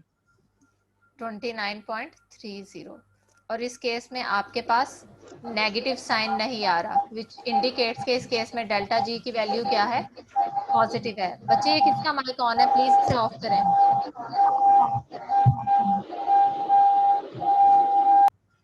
Now this is the particular chemical reaction जिसमें आपके पास डेल्टा जी नॉट की वैल्यू पॉजिटिव आ गई है। सो अब इस चीज को हम रिलेट करते हैं कि असल में जिन केमिकल रिएक्शंस में डेल्टा जी नॉट की वैल्यू पॉजिटिव आती है, वी नो कि ये रिएक्शन नॉन स्पॉन्टेनियस या नॉन फेवरेबल रिएक्शन होते हैं। ये रिएक्शन क्यों नॉन स्पॉन्टेनियस या नॉन फेवरेबल होते हैं, हमने ये लास्ट लेक्चर में कवर किया था, बिकॉज इसमें प्रोडक्ट के पास कम एनर्जी होती है और रिएक्टेंट्स को बनाने के लिए ज्यादा एनर्जी चाहिए होती है, और जब तक आप इनपुट ऑफ एनर्जी नहीं दोगे आपका वो रिएक्शन नहीं होगा। सो यहाँ पे प्रोडक्ट के कम बनने की वजह ये हो सकती है कि आपके इस केमिकल रिएक्शन के अंदर एनर्जी की कोई जो है वो इनपुट अवेलेबल नहीं है। डेट्स वाई रिएक्टेंट्स रिएक्ट नहीं कर रहे और आपके पास वो अक्यूमुलेट हो रहे हैं और प्रोडक्ट जो है वो कम बन रहे हैं। सो वी विल से कि इस पर्टिकुलर सिनेरियो में आपका जो रिएक्शन है वो फॉरवर्ड डायरेक्शन में नहीं जा रहा बल्कि रिएक्शन रिवर्स डायरेक्शन में रह रहा है। उसमें प्रोडक्ट की कंसंट्रेशन ज्यादा है, सॉरी रिएक्टेंट की कंसंट्रेशन ज्यादा है, प्रोडक्ट की कंसंट्रेशन कम है। क्लियर हुआ है बच्चों ये पॉइंट? यस और नो? ठीक है, अब जो वकार आपको कंफ्यूजन हो रही थी वो क्लियर हुई है या नहीं? जी मैम होगी। Very good. सो आज का जो हमारा लेक्चर था उसमें हमने स्टैंडर्ड फ्री एनर्जी को देखा, किन कंडीशंस के ऊपर स्टैंडर्ड फ्री के बाद हमने ये देखा कि स्टैंडर्ड फ्री एनर्जी की वैल्यू हमें रिएक्शंस के बारे में कौन सी इंफॉर्मेशन देती है। हमने ये चीज देखी कि उसके पॉजिटिव और नेगेटिव साइन से हमें ये पता चलता है कि केमिकल रिएक्शन स्पॉन्टेनियस है या नॉन स्पॉन्टेनियस है। और इसके अलावा हम उस केमिकल रिएक्शन का जो रेट है, लाइक वो फॉरवर्ड डायरेक्शन में जा रहा है, वो रिवर्स डायरेक्शन में जा रहा है, या वो उस टाइम मूव ही नहीं कर रहा, वो इक्विलिब्रियम पे है, इस चीज को भी हम प्रिडिक्ट कर सकते हैं। और इन प्रिडिक्शंस को करने के लिए हमें उस रिएक्शन के के इक्विलिब्रियम की इंफॉर्मेशन का होना बहुत जरूरी है। If there is a particular reaction with the K equilibrium value of 1, for sure है कि उसकी डेल्टा जी नॉट वैल्यू 0 आएगी एंड रिएक्शन इक्विलिब्रियम पे होगा। अब मैं आपसे अगर के इक्विलिब्रियम की वैल्यूज दे के रिएक्शन की डायरेक्शन पूछूं तो आपको पता होना चाहिए, बिकॉज मैंने यहाँ पे हर एक रिएक्शन की सॉल्व करके बताई है कि if there is a reaction with the K equilibrium value of 1, delta G naught value will be 0 and reaction will be at equilibrium, which means कि इस particular moment के ऊपर reaction में product और reactants की concentration same है। If there is a reaction जिसमें K equilibrium की value less than 1 है तो उसकी delta G naught value positive आएगी, which means कि इस केस में आपके पास reaction का जो reverse direction का rate है वो ज्यादा है, reactants की concentration ज्यादा है और product की concentration कम है। अच्छा, एक तो मैं इस तरह से भी क्वेश्चन पूछ सकती हूँ के इक्विलिब्रियम के हवाले से, दूसरा मैं ये भी बता सकती हूँ कि you have a particular reaction जिसमें रिएक्टेंट की कंसंट्रेशन लो है, प्रोडक्ट की कंसंट्रेशन ज्यादा है, तो उसका के इक्विलिब्रियम क्या होगा? इक्वल टू 1 होगा, ग्रेटर देन 1 होगा या लेस देन 1 होगा, और दूसरा आपने ये बताना है कि उसकी नेचर क्या होगी। सो इस तरह से आपने चीजों को रिलेट करके प्रीवियस कॉन्सेप्ट्स को न्यू कॉन्सेप्ट्स पे अप्लाई करके फिर आपने इन चीजों को देखना है, फिर अंडरस्टैंड करना है। ओके, अभी तो हम लोगों ने डिस्कस किया स्टैंडर्ड फ्री एनर्जी को। अब मैं आप लोगों के सामने एक और जो point है, ये लास्ट पॉइंट है, ठीक है, इसको सुन लें। क्योंकि मैम हमारी ये 3:15 पे क्लास है। कोई बात नहीं, मैं 3:15 तक फ्री कर दूंगी। चलिए ठीक। ठीक है, अब आपके पास एक और कॉन्सेप्ट है and this concept is actual free energy. What is the difference between standard, वैसे 3:15 पे कोई क्लास नहीं होती, 3:30 पे क्लास है। ठीक है, what is the difference between actual free energy and standard free energy. अभी हम लोगों ने स्टैंडर्ड कंडीशंस को देखा है, बेशक वो किसी केमिकल रिएक्शन की डिफरेंट है और बायोकेमिकल रिएक्शन की डिफरेंट है, लेकिन फिर भी वो स्टैंडर्ड कंडीशंस है, विच मीन्स कि वो कंडीशंस कभी चेंज नहीं होंगी। आप किसी केमिकल रिएक्शन की बात करते हो तो आप हमेशा कहोगे कि टेम्परेचर 25 डिग्री सी रहेगा, प्रेशर यहाँ पे 1 atm रहेगा और इसमें हाइड्रोजन आयन कंसंट्रेशन आप रखोगे इक्वल टू 1 मोलर। इसी तरह से अगर आप किसी बायोकेमिकल रिएक्शन की बात करते हो तो उसमें आप इन कंडीशंस को चेंज तो कर दोगे लेकिन still they will remain constant, temperature 37 से 40 नहीं जाएगा। इसी तरह से अगर आप हाइड्रोजन आयन की कंसंट्रेशन की बात करते हो तो वो 10⁻⁻7 से 10⁻14 पे नहीं जाएंगी। इसका मतलब है कि अभी भी ये कांस्टेंट है, अभी भी ये चेंज नहीं हो रहे। लेकिन if we talk about the conditions of a human body, human body की अगर हम बात करें तो हमारी बॉडी के अंदर कंडीशंस हमेशा जो है वो कांस्टेंट नहीं रहती, बल्कि वो फ्लक्चुएट करती रहती हैं, वो चेंज होती रहती हैं। बेशक वो चेंज एक नैरो रेंज में होता है लेकिन फिर भी वो कुछ हद तक चेंज होती हैं। लाइक अगर हम कंसंट्रेशन की बात करें तो किसी मोमेंट पे हमारी बॉडी के अंदर ग्लूकोज की कंसंट्रेशन ज्यादा होती है बिकॉज उस टाइम पे हमने फूड का इंटेक किया होता है जब हम वेल फेड स्टेट में होते हैं। लेकिन देयर कम्स अ टाइम जब आपकी बॉडी के अंदर इसी बायोमोलिक्यूल की कंसंट्रेशन बहुत लो रह जाती है बिकॉज वी आर स्टार्विंग, हम स्टारवेशन कंडीशंस में हैं। तो कंसंट्रेशन क्या सेम रहेगी? नो, कंसंट्रेशन चेंज होगी। सो बायोलॉजिकल सिस्टम के अंदर रिएक्टेंट्स की कंसंट्रेशन, प्रोडक्ट्स की कंसंट्रेशन, सिमिलरली जो बाकी कंडीशंस हैं वो कुछ हद तक चेंज होती रहती हैं। ये वाली चीजें सेम रहेंगी। लाइक आपके पास यहाँ पे टेम्परेचर भी सेम रहेगा, आपके पास प्रोटॉन की कंसंट्रेशन भी सेम रहेगी, but the concentration of reactants and products ये कॉन्स्टेंटली आगे पीछे होती रहती हैं। इसलिए हम बायोलॉजिकल सिस्टम के अंदर जो स्टैंडर्ड फ्री एनर्जी है उसकी बजाय एक्चुअल फ्री एनर्जी की बात करते हैं। लाइक अगर आप कहते हैं कि इस टाइम अगर कोई सेल स्टारवेशन कंडीशन में है तो उसकी एक्चुअल फ्री एनर्जी चेंज क्या है, अगर कोई सेल वेलफेड स्टेट में है तो उसकी एक्चुअल फ्री एनर्जी क्या है। तो if we have the standard free energy value of a particular reaction and the concentration of products and the reactants at the particular moment, like ये आपने जो है वो वेलफेड स्टेट में कंसंट्रेशंस देख ली कि प्रोडक्ट की कंसंट्रेशन क्या होंगी और रिएक्टेंट की कंसंट्रेशन क्या होंगी। इसी तरह से अगर आप स्टारवेशन पे चले जाते हो तो स्टारवेशन में चेंज होगा ना, होगा या नहीं होगा? यस मैम होगा। होगा, ठीक है। अगर आप बात करते हो ग्लाइकोजन की, मैं एक केमिकल रिएक्शन लिख देती हूँ कि आपका जो ग्लाइकोजन है ये कन्वर्ट हो रहा है ग्लूकोज के अंदर, ठीक है। इस केमिकल रिएक्शन में आपकी ग्लूकोज की कंसंट्रेशन भी चेंज होगी, ग्लाइकोजन की कंसंट्रेशन भी चेंज होगी। वेलफेड स्टेट में ये कंसंट्रेशंस कुछ और होंगी, स्टारवेशन में ये कंसंट्रेशंस कुछ और होंगी। सो अगर किसी पर्टिकुलर केमिकल रिएक्शन की डेल्टा जी नॉट वैल्यू और उस केमिकल रिएक्शन में उस पर्टिकुलर मोमेंट के ऊपर प्रोडक्ट्स और रिएक्टेंट की कंसंट्रेशन नोन हो तो हम उसकी एक्चुअल फ्री एनर्जी को कैलकुलेट कर सकते हैं। And you can see here कि एक्चुअल फ्री एनर्जी में हम डेल्टा जी के ऊपर किसी किस्म का कोई साइन नहीं लगाते, ना प्राइम साइन लगाते हैं ना ओ साइन लगाते हैं, जो इस चीज को डिफरेंशिएट करता है कि now we are talking about the actual free energy. So standard free energy को कैलकुलेट करने के लिए आपके पास एक्सप्रेशन था -RT log K इक्विलिब्रियम, ठीक है। लेकिन इसके साथ साथ आप जो है वो अगर एक्चुअल फ्री एनर्जी को कैलकुलेट करोगे तो एक्चुअल फ्री एनर्जी को कैलकुलेट करने के लिए आपको उस पर्टिकुलर रिएक्शन की स्टैंडर्ड फ्री एनर्जी वैल्यू उसका भी पता होना चाहिए और आपको उस रिएक्शन के अंदर जो प्रोडक्ट्स और रिएक्टेंट्स हैं उनकी कंसंट्रेशंस का भी पता होना चाहिए, ठीक है। इस एक्सप्रेशन को, ये जो रेड में लिखा हुआ है, इसको समटाइम क्यू से भी रिप्लेस कर दिया जाता है। सो अगर यहाँ पे ये वाला इस तरह से इक्वेशन लिखी होगी कि delta G is equal to delta G prime naught plus Q, तो क्यू का आपको पता चल जाना चाहिए कि Q is equal to RT log concentration of reactants and concentration of product, ठीक है। ये एक्सप्रेशन के इक्विलिब्रियम से मिलता जुलता है, लेकिन इसमें और के इक्विलिब्रियम में डिफरेंस क्या है कि ये जो कंसंट्रेशन है ये स्टैंडर्ड कंसंट्रेशंस नहीं है, बल्कि ये आपकी चेंजेबल कंसंट्रेशंस हैं। वो कंसंट्रेशंस हैं जो कि एक पर्टिकुलर मोमेंट पे चेंज हो रही हैं। जी बच्चों, is it clear? Yes, ma'am. ठीक है।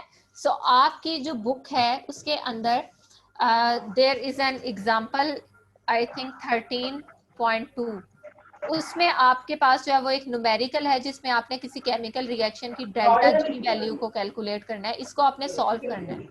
ये जो मैं आपकी फर्स्ट असाइनमेंट दूंगी ना उसमें मैं ये न्यूमेरिकल ऐड करूंगी, तो आपने नेक्स्ट क्लास में जब ये लेक्चर पढ़ना है तो उसके साथ इस न्यूमेरिकल को 13.2 को सॉल्व करना है, ताकि आप लोगों का ये जो कॉन्सेप्ट है ना डेल्टा जी नॉट का ये क्लियर हो जाए। ठीक है, ये लास्ट स्लाइड है, इसके बाद मैं मीटिंग एंड कर रही हूँ ताकि जिन बच्चों की नेक्स्ट क्लास है वो अटेंड कर सकें। So keep one thing in mind, बच्चों आपका माइक ऑन है, इस चीज का ध्यान रखा करो। Thank you. अगर आपके पास you have two different chemical reactions, chemical reaction number 1 and the reaction number 2, और आपको उनकी जो डेल्टा जी वैल्यूज हैं स्टैंडर्ड कंडीशंस में आपने वो कैलकुलेट की हुई हैं, these values can be additive. आपके पास एक केमिकल रिएक्शन की जो डेल्टा जी वैल्यू है वो ऐड हो सकती है into the delta G value of the second reaction, और यहां से आपके पास कॉन्सेप्ट ओरिजिनेट होता है रिएक्शन कपलिंग का। ठीक है, मैं एक क्वेश्चन यहाँ पे पूछ रही हूँ, और इस क्वेश्चन को पूछने के बाद बाकी की डिबेट इंशाल्लाह हम नेक्स्ट लेक्चर में करेंगे कि हम रिएक्शंस को दो कैटेगरीज में डिवाइड कर रहे हैं।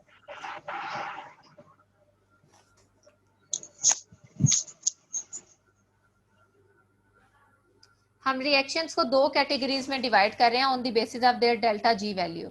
हम ये कह रहे हैं कि एक पर्टिकुलर केमिकल रिएक्शन ऐसा केमिकल रिएक्शन है जिसमें डेल्टा जी की वैल्यू जो है वो नेगेटिव है, इट मींस कि दिस रिएक्शन इज फेवरेबल, और ये रिएक्शन जो है ये पॉसिबल होगा, स्पॉन्टेनियस होगा। लेकिन देयर आर सम रिएक्शंस जिनकी डेल्टा जी वैल्यू पॉजिटिव होती है, these reactions are non favourable. क्या ये रिएक्शन कभी भी नहीं होंगे? अगर होंगे तो इन रिएक्शंस के लिए एनर्जी कहां से आएगी? ठीक है, इन रिएक्शंस के लिए एनर्जी कहां से आएगी? बिकॉज हमने ये चीज देखी है कि ये केमिकल रिएक्शन रुक जाते हैं, तब तक ये केमिकल रिएक्शंस पॉसिबल नहीं होते जब तक आप इनपुट ऑफ एनर्जी प्रोवाइड ना करो। सो रिएक्शन कपलिंग में क्या होता है कि if there is a chemical reaction और उसमें एनर्जी रिलीज हो रही है, this released energy will be utilised in the next reaction. यानी एक केमिकल रिएक्शन की जो डेल्टा जी नॉट वैल्यू है वो ऐड हो जाएगी सेकंड केमिकल रिएक्शन की डेल्टा जी नॉट वैल्यू में, और इस वजह से आपका जो एक रिएक्शन प्रीवियस जो कि नॉन स्पॉन्टेनियस रिएक्शन था वो भी स्पॉन्टेनियस रिएक्शन में कन्वर्ट हो जाएगा। बच्चों ये पॉइंट थोड़ा सा कुछ माइंड में बैठ रहा है, इस चीज को मैं नेक्स्ट लेक्चर में इंशाल्लाह दोबारा इन डिटेल बताऊंगी कि रिएक्शन कपलिंग किसे कहते हैं। आप लोगों ने एक्चुअल फ्री एनर्जी तक जो कॉन्सेप्ट्स हैं उनको देख के, उनको पढ़ के, तो फिर नेक्स्ट क्लास में आपने आना है। समझ आ रही है? ओके बच्चों, अब मैं मीटिंग एंड कर रही हूँ बिकॉज मेरे ख्याल से आप लोग इससे ज्यादा एब्जॉर्ब नहीं कर सकते। Ma'am attendance. जी जी, अटेंडेंस 1 मिनट।